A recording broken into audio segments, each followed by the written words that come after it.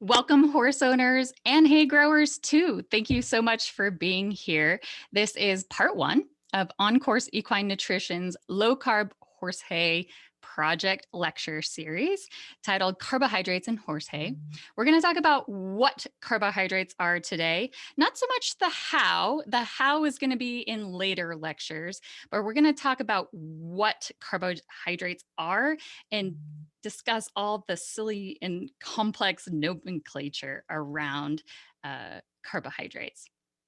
But first, we need to talk about the problem, right? Why are we all interested in carbohydrates in horse diets at all?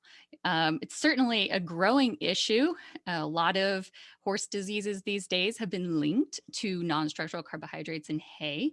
And so we'll talk about, at least from my perspective, why we're needing so much more low carb horse hay. And then we're going to define carbohydrates. And again, we're going to learn how to simplify the very complex nomenclature surrounding carbohydrates and hopefully break it down and make it really, really easy for you next time you go shopping for low carb horse hay, or if you're growing it yourself. You can answer some questions for horse owners.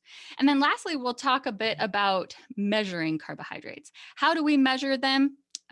Again, we're not going to talk about how to get a forage analysis done, but that's key, right? That's how we know what the carbohydrates are in our horse hay and how we measure them. If you have questions after this lecture, maybe you sit and think about the lecture for a little bit and have a deeper question, please feel free to email me at oncourseequinenutrition@gmail.com. So what's the problem, right? Why do we need more low carb horse hay on the marketplace today? And I really can't summarize it better than good old Dr. D. Undersander. He's a PhD equine nutritionist who put it best when he said, while levels of these components, and he is referring to sugars, starches, and fructans in forages, have not changed in forages over the last century, the needs of horses have, right? What has changed about horse diets and horse management?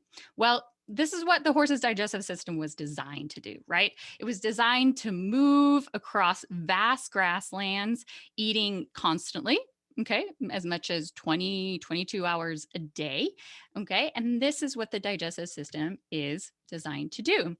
But in what I call the reality of modern day horse management, we've changed the stressors that are put on our horses' digestive systems, right?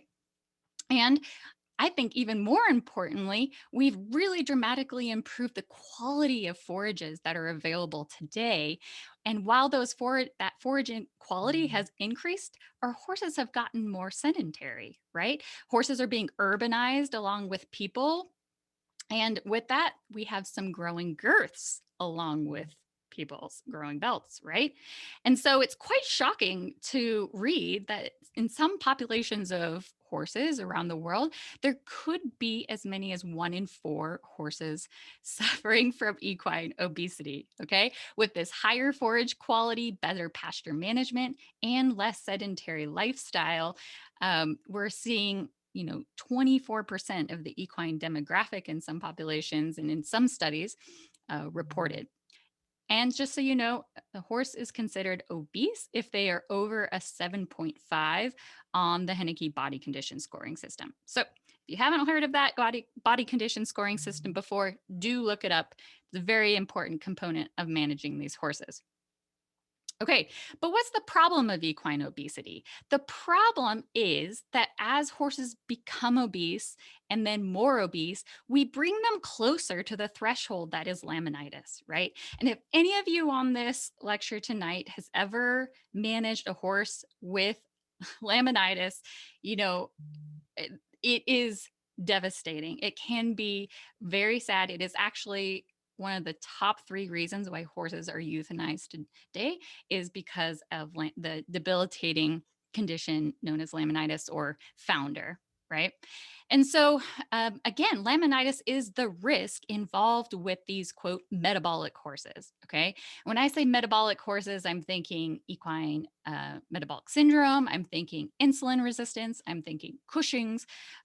Many of you put that down, or PPID is the acronym for that. But the risk of these horses having these diseases really just comes down to making them higher risk for laminitis. And that is what is so devastating about these diseases. Another like emerging uh, discussion in equine nutrition and sport physiology is myopathy. Okay. A lot of you might know this as tying up syndrome or PSSM, HYPP. There's a lot of new emerging discussion and research going on this disease. It affects a wide range of horses, a wide range of disciplines and activity levels. Again, very devastating, like laminitis. When you have severe cases, it's very, very hard to manage. But we know that at least some diseases, okay, and there's a whole host of them, and they're dividing up this tying up syndrome problem, which is basically like severe cramping in horse muscles.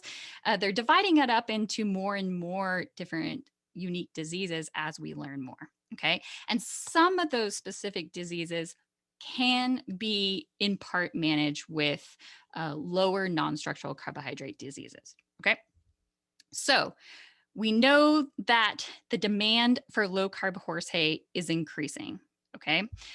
Traditionally, though, what I see and hear a little too often, I must admit, is what supplement do I feed? Okay. As a private equine nutritionist who consults with horse clients all over the country, I think a lot of people step into my consultation box, if you will, would and think, oh, she's going to recommend some supplements to fix XYZ disease. But the reason I am so very passionate about this low carb horse aid topic is because I think the answer really lies in the bulk of your horse's diet, right? But for many of these horses, especially the obese ones, they're eating primarily grass or some sort of hay, right? Processed hay. And so, why wouldn't we spend more of our time, more of our stress, more of our focus on the bulk of the horse's diet? Okay. Why are we guessing about? Why are we guessing about what is in 90+% of our horse's diet? And of course, the only way we do that is we take a forage analysis, because I will say this once and I will say it again. There is no visual indicator of non structural carbohydrates in horse hay. Okay. I'll say that now. I'll say it again. Write it down. Very important. There's no visual indicator of non structural carbohydrates in horse hay. We have to get a forage test done. But I'm getting ahead of myself like I usually do. Let's talk about carbohydrate nomenclature. Okay. Buckle your seatbelts. It's not smooth sailing, but hopefully by the end of the next few minutes, you'll have a better understanding of how to categorize and name carbohydrates, know what to look for. There's a lot of big fancy words surrounding carbohydrates in horse diets. Okay. These are just a few of them. All right. So we're going to try to line these all up, dissect which ones are important, pull them apart, and help you understand these words a little bit better. But to scare you even maybe a little bit more about carbohydrate nomenclature is the reason I want to tell you why carbohydrate nomenclature is so confusing. Okay.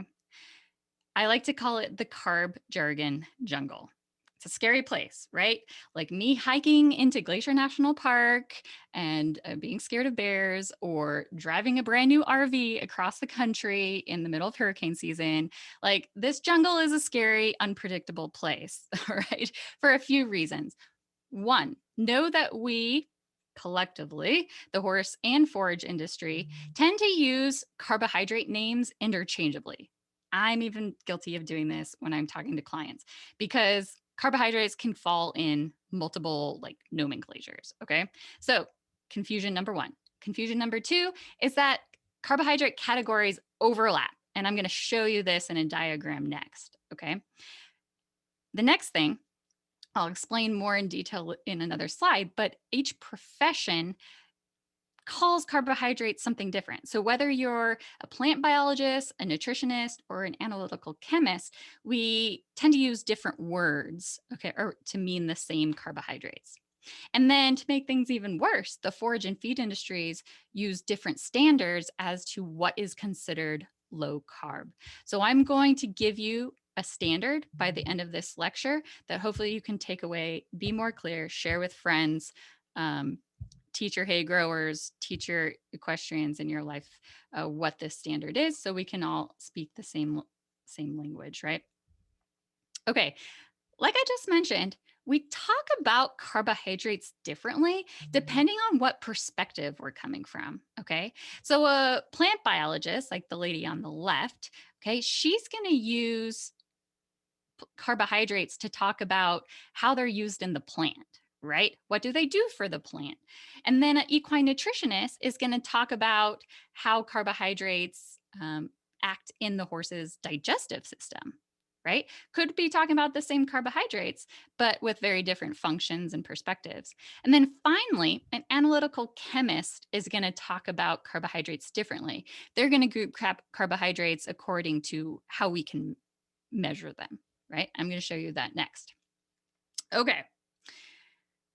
If this chart scares you, don't worry, you're not alone. Okay. This is a visual indicator of why we find carbohydrates so difficult to talk about. For you carb nerds like me, we drool over this diagram. Okay. This is the best one I found to date. I love it. But it's very intimidating the first time that you see it. So let me just orient you a little bit, scare you a little bit, and then we're going to come in and simplify this graph down to two parts. Okay. So that analytical chemist I talked about, she's going to talk about and group carbohydrates into things like hydrolyzable carbohydrates, non-structural carbohydrates, NDF, ADF, ADL. Okay. A plant biologist is going to use a lot of the words in the middle of this column. Again, because they're talking about how they function inside the plant. Okay. And then an equine nutritionist, okay, yes, this is my horse Stella. I have to brag a little bit. She's my upper level event horse that I love. Okay. An equine nutritionist is going to talk about carbohydrates in the perspective of how they are digested and absorbed in the horse. Okay. Another way to think about this very complex chart. If you start at the top, okay, the top of the slide up here, we start with very simple carbohydrates. Okay. Very simple carbohydrates like mono and disaccharides and oligosaccharides. Okay. You think of apples and sugar cubes. Okay. All that stuff you crunch through in an apple is starch, right? And the sugar cubes are obviously one of the most simple carbohydrates that we and horses can digest. Okay. It's only two glucoses attached together. And then as we go down this list of carbohydrates, we gain complexity. Okay. So this would be represented by like a straw bale. Yes, I know horses don't eat straw, but I love straw as a visual because we all have seen and felt, and maybe munched on a straw stick, and we know how brittle and hard and wood-like it is. Okay, and then celery sticks is something visual I use a lot too to describe these more complex carbohydrates. So let me put this for you in a little different way. Okay. Instead of all these boxes in a line, I like to think about all carbohydrates, okay, on an increasing complexity spectrum. Okay. So every single ingredient that you ever feed your horse is going to lie somewhere on this spectrum of carbohydrate complexity. Okay. We again start with the simple table sugar. Okay, the sugar cubes.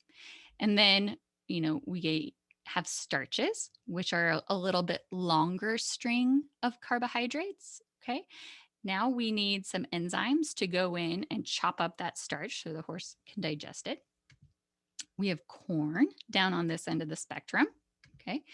Oats, carrots. As you can see, we're gaining in carb complexity as we move up this spectrum. And then the straw, okay, or straw like hay, if you will. So, what's different about all of these ingredients? They're all carb heavy, right? All of these ingredients that you might feed your horse are almost all carbohydrates, okay? It's just a different balance of the different types of carbohydrates. All right. To be a little more scientific about it, all right, as we move up the spectrum of carbohydrates, the bonds that hold the glucose or other monosaccharides together get more complex and more numerous. Okay. Finally, on the horse perspective, okay, these real simple carbohydrates down here, okay, with fewer bonds and fewer molecules, all right, these can be digested earlier on in the horse's stomach and small intestine, right? But these more complex carbs on the right, all right, the cellulose, hemicellulose, these have to be digested not by the horse, but actually by the microbes that live in the horse's hindgut, right? In their cecum and their colons, right? So these are how the carbohydrates interact in the horse's digestive systems. So now the scary graph again, but we're going to make this very simple. Okay, this is generally oversimplified, but I want you from here on out, whenever you think about carbohydrates, talk about carbohydrates, write about carbohydrates, think about them as a dichotomy. Okay, split them, all carbohydrates, into two categories. All right, we're going to split this chart down the middle. And here's another chart. It's basically the same chart, but I like it better because it's a little bit more simplified than the one before. So once again, we're going to take all these plant carbohydrates and we're going to split them down the middle. All right. On one side, on the left side, where you see apples and sugar cubes, these carbohydrates over here, these mono and disaccharides, starch, oligosaccharides, and fructans, these are, again, the simple carbs that we call non-structural carbohydrates, because these carbohydrates are not holding up the plant. Okay, very simple. On the right, we have the more complex carbohydrates, the pectins, hemicellulose, and cellulose, right? These are structural carbohydrates. Okay, these are literally holding up the plant. All right. You can think about it as cell contents are the non-structural carbohydrates. Again, I'm grossly overgeneralizing, but this is what needs to be done to understand carbohydrates in horse diets better. In structural carbohydrates, think celery sticks, straw, and tree bark. Okay. Tree bark is the ultimate structural carbohydrate, right? It is very much holding up a very large plant structure. Okay. So cell contents, tree bark. That's all we're going to do. Oh, okay. I'm getting ahead of myself here. Now, what we actually do when we say that we are going to decrease carbohydrates in a horse's diet, okay, that's actually incorrect. We're not going to decrease total carbohydrates. We're just going to change the balance of carbohydrates, okay? You have your horse's diet right now. You want to make it, quote, lower carb.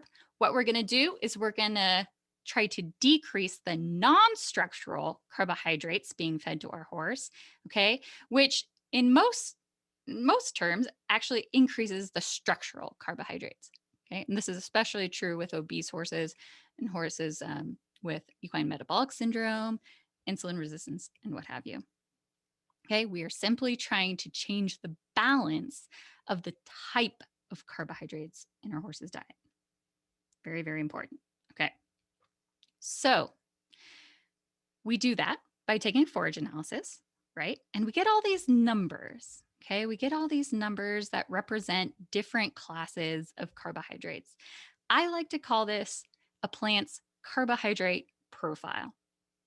I have looked at so many forage analyses now, okay, in my 15 years of doing this, that I can maybe one and maybe 50% of the time, I can actually tell what species of plant, okay, or whether it's an alfalfa, grass hay, teff, what have you, coastal Bermuda, I can tell, pretty reasonably what kind of hay it is just by looking at the results of the analysis, or again, what I call the carbohydrate profile. Okay.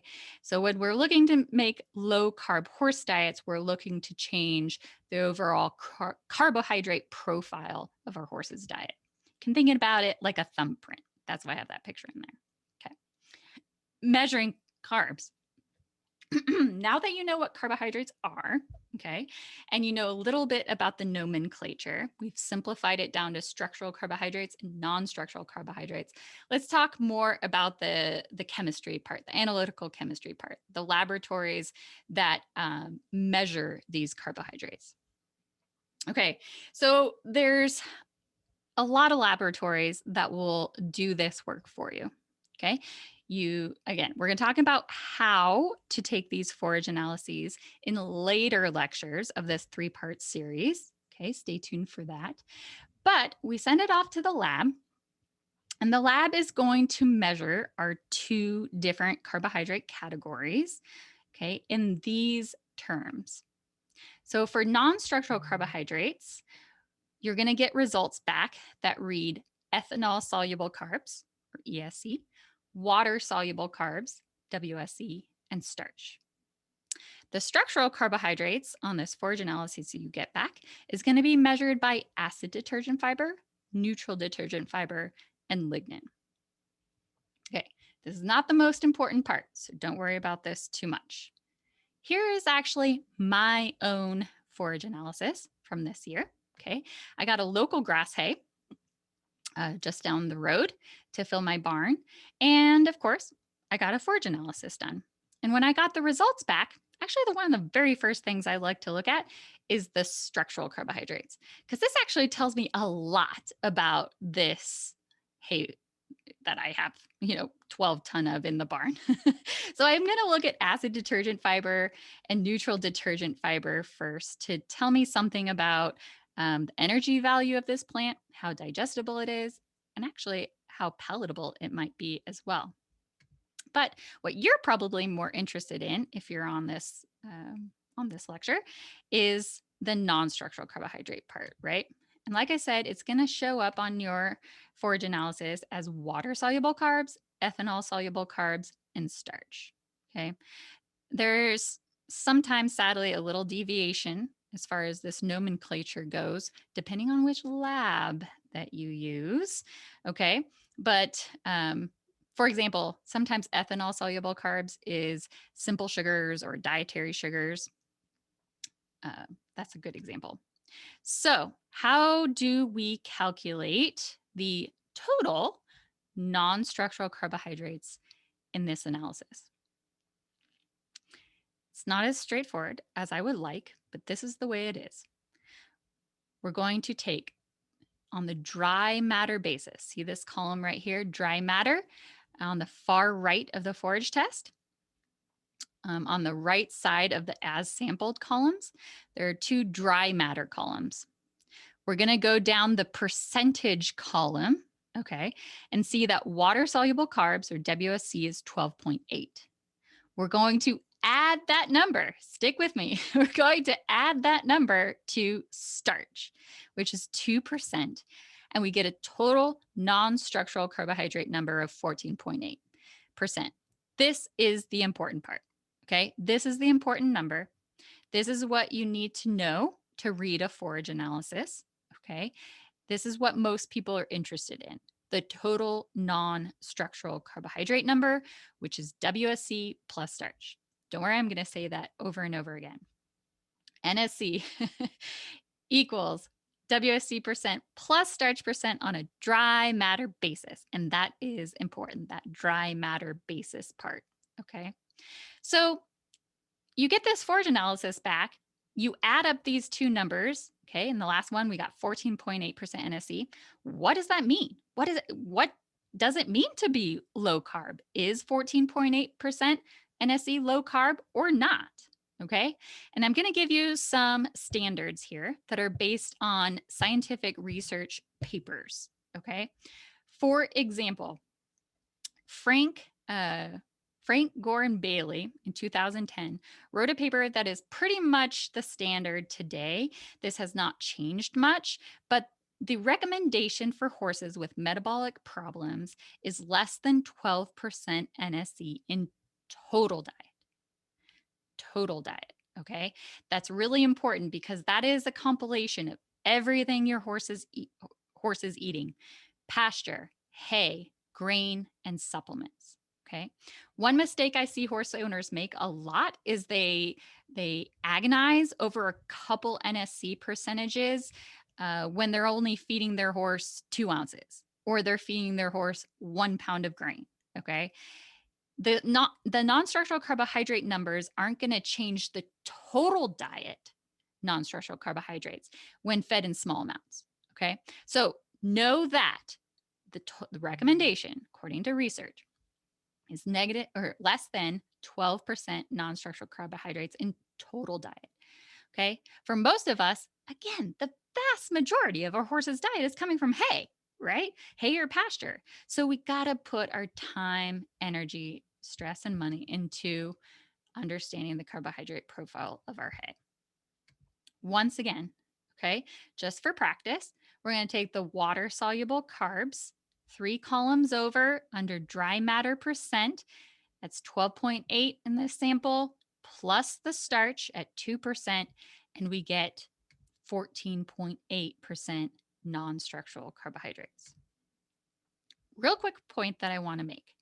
In many blogs and forums and articles online, you'll see people say, well, I don't use WSC plus starch. I use ESC plus starch.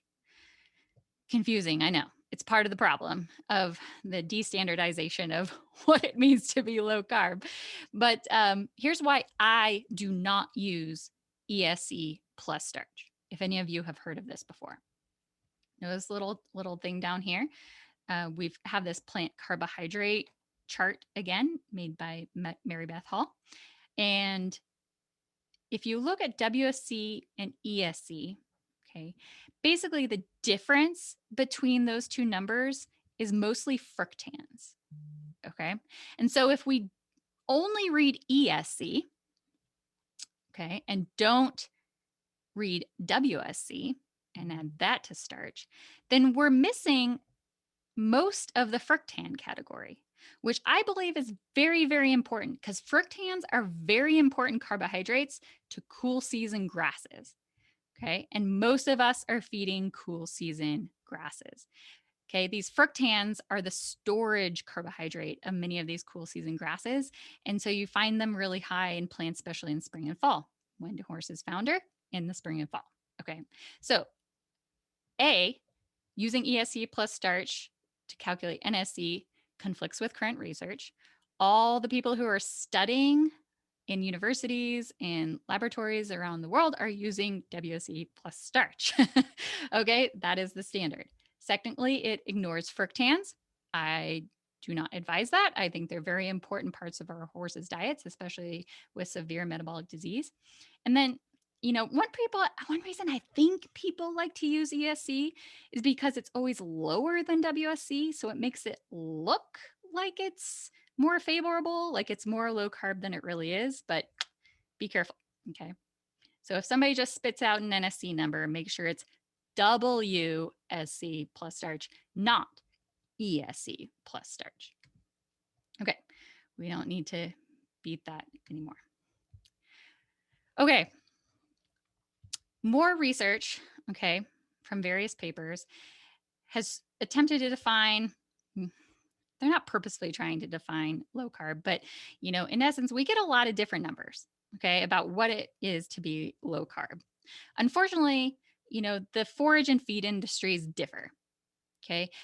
what I have found to be the standard, and I've worked in the feed equine nutrition industry for 15 years, is that anything less than about 20% NSE is considered low carb in the like packaged horse feed industry.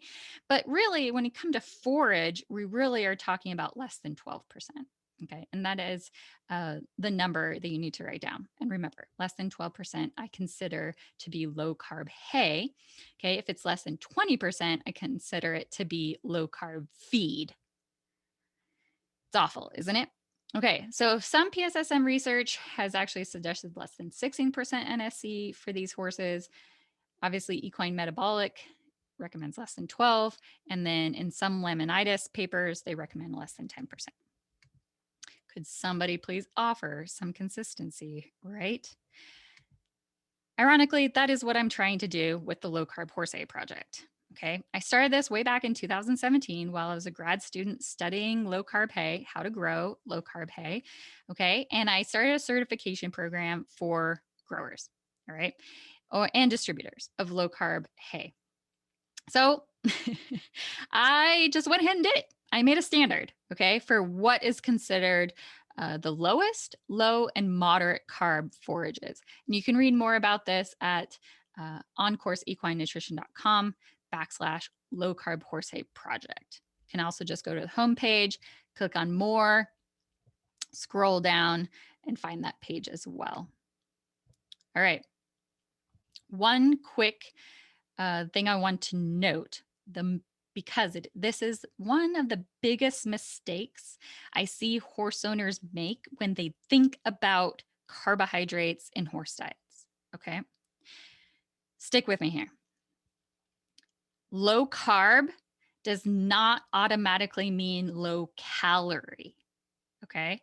To confuse things even more. All right. The factors that make a product, whether it be hay or feed, low calorie are not the same factors that make them low carb. A good example would be most 9 out of 10, quote, low carb horse feeds are high calorie. Okay. This is not good news for horses that are obese or overweight. Okay. Most low carb feeds are high calorie. And that's because they've changed the balance of carbohydrates. This goes back to what we learned earlier.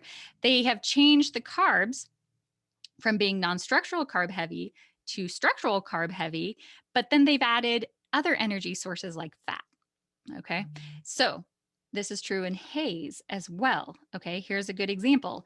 Here is a forage that is really nice and low in non-structural carbohydrates. We have a total of 6.9%. Wow, that's awesome, right? But I would not call this product low calorie. Okay. People make this mistake all the time when buying hay and feed. They think low carb means low calorie. That is not the case. Okay. They are two sides of the same coin. In my mind, equally important. We actually have more control over our horse's calorie intake than carbohydrate intake, but that is a discussion for another day. Okay, so last few slides here. We talked about what does it mean to be low carb, and one thing that I think is helpful is to look at a national average. Okay, so I did this for my research a few years back, just updated it in the last few days.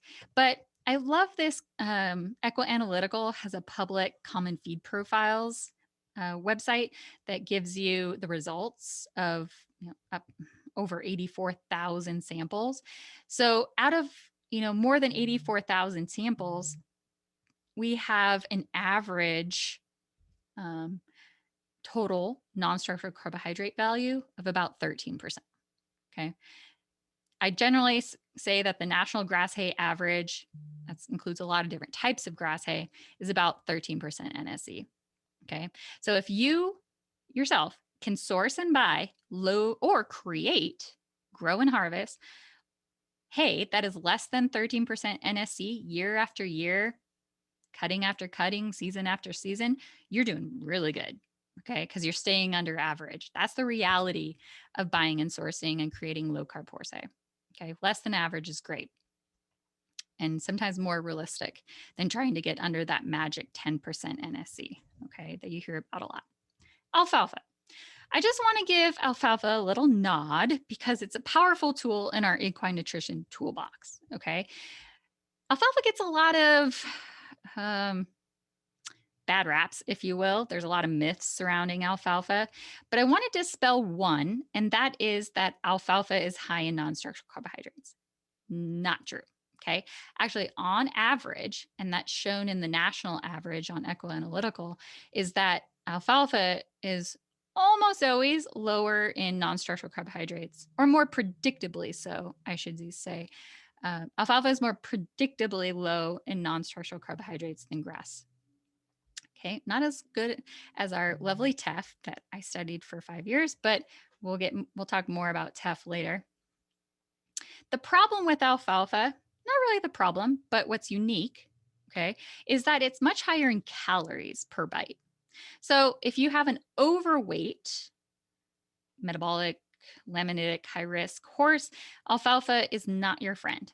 Because even though it's low carb, and yes, I know this gets recommended a lot, is way too high calorie for your high risk horse. Okay, so very important to find low carb, low calorie hay for that. But let's say you have a horse with a tying up syndrome that's underweight and also needs low carb feed. Alfalfa is your new best friend. Okay, so very different tools in our low carb horse hay toolbox, equally as powerful for different reasons. All right, that is wrapping up lecture number 1 of a 3-part series. The next one we're going to talk about is how to make low carb hay. Okay, whether you're a hay grower or a horse owner, I think you will find this really interesting because, again, there's a lot of myths and misinformation out there. But this is what I went to. This is the problem I went to solve when I went to grad school. Actually, knocked on the door. Well, actually called the forage extension agent for Washington State University and said, "Hey, I want to try to figure out how to grow better, high quality, low carb hay for horse owners." And we spent 5 years researching that. So I hope you find this interesting. That's going to be in 2 weeks on September 22nd. And if you are joining this lecture now, you do not have to sign up for that one. You automatically get the link. All right. So what have we learned today? The takeaway, the big takeaway I want you to walk away with is that we can really dissect all the different carbohydrates out there. We can simplify all this complexity down into 2 categories, just 2. Okay. Yes, carbohydrates are a massively large category of compounds, and they all lie on a spectrum of complexity, right? Anything from simple table sugar to tree bark and celery sticks. But to simplify it for the majority of us, we can split all those carbohydrates into either the non-structural carb category, the carbohydrates that are not holding up the plant, and the structural carbohydrates that are holding up the plant. Okay. Why are we so confused about carbohydrates and all the jargon and names surrounding them? That's because it depends on your perspective. Okay. It depends on if we're talking about carbohydrates, behavior in plants, animals, or how we can measure them analytically, right? Probably most important for many of you is that the total non-structural carbohydrates number is the number you're looking for. Okay. This is the standard that Low Carb Horse Hay Project has created. Okay. And it is based on water soluble carbs plus starch on a dry matter basis. I always want to put in a plug for calories because, again, I find in my consultation for 15 years that horse owners really like to hyper focus on carbs because it's the new sexy topic. But when we manage overweight horses sensitive to carbohydrates, we really need to remember calories too and try to increase the structural carbohydrates or the ADF and NDF to lower total caloric intake. It's the other side of the same carbohydrate coin. All right. Finally, okay, when we say that we want to lower the total carbohydrates in our horse's diet, now you know, What we really mean is we're trying to change the balance of non structural carbohydrates and structural carbohydrates. Okay. This changes how these products, how these forages and hays and pasture behave in the horse's digestive system and affects their overall health. All right. I really hope you enjoyed that. I hope that made a tremendous amount of sense and simplified things for you. If you enjoyed this and you want more, there's 3 ways you can get more. You can become an OSIN community member. Tell you more about that in a second. You can book a free 15-minute discovery call. It's on the top right of my website, oncourseequinenutrition.com. That's a great place to start if you're interested in a consultation or educational course. Or speaking of the devil, you can take an equine nutrition course. I have an on-demand 6-lecture series. Each lecture is about an hour. Okay, so it's a commitment, but I've really summarized for you everything that I've learned working in this industry for 15 years in a really palatable form. Okay. And community membership is where it's at. You first off get free access to all my guest lectures, okay, which I do charge for some of the guest lectures, not these, but guest lectures are from people that have mentored me throughout the years, people who are doing the latest, greatest research on equine nutrition topics, and people I have tremendous respect for. So those are always really fun. You also, as an OSIN community member, get discounts on private consultations. This is my own little project, Cooley. And then you also get emailed a free case study every month. All right. And with that, I will bid you for farewell and start taking